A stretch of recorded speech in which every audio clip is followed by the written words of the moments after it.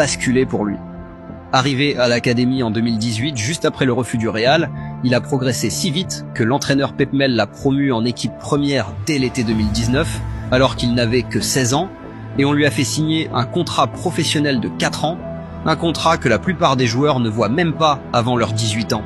Ce qui était encore plus fort, c'est comment Barcelone a découvert le filon. En juillet 2019, Toni Otero, un ancien de la Masia devenu secrétaire technique à Las Palmas, a contacté José Mari Baquero, le responsable de l'académie du Barça, pour lui parler de ce gamin exceptionnel.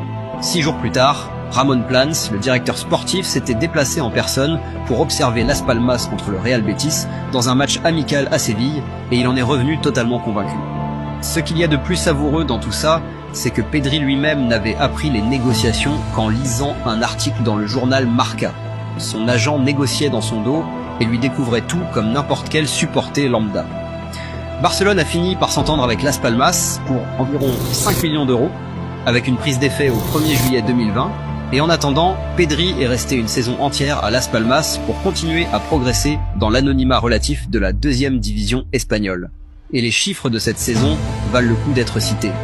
À 16 ans, en 2e division espagnole, Pedri a joué 36 matchs sur 42 possibles, marqué 4 buts et délivré 5 passes décisives, devenant ainsi le joueur qui avait cumulé le plus de minutes jouées, le plus de dribbles réussis, le plus de passes décisives et le plus de grosses occasions créées de toute son équipe.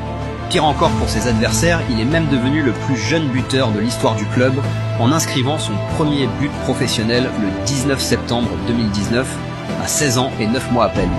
À la fin de la saison, des clubs comme l'Atlético de Madrid et plusieurs formations anglaises avaient déjà commencé à s'intéresser à lui, mais c'était trop tard, le contrat avec Barcelone était déjà signé depuis des mois.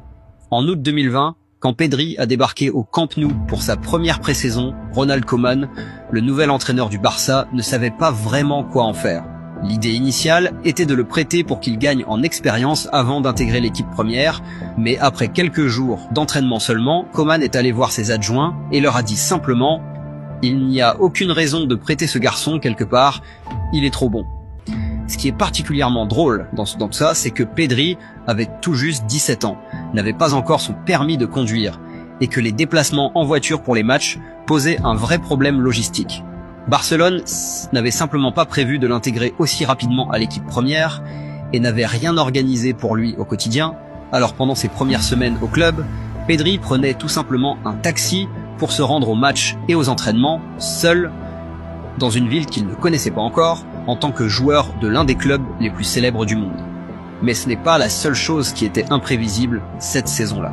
Pedri a fait ses débuts officiels le 27 septembre 2020, en entrant en cours de jeu lors d'une victoire 4-0 contre Villarreal, et dès le match suivant, il était titulaire. En octobre, il marquait son premier but en Ligue des Champions lors d'une victoire 5-1 contre le Ferencváros, et en novembre, son premier but en Liga lors d'un large 5-2 contre le Real Betis. En fin de saison, il était devenu le joueur le plus utilisé de toute l'équipe avec 52 apparitions. Plus que Messi, plus que Griezmann, plus que tout le monde dans l'effectif. Et lorsqu'on lui a demandé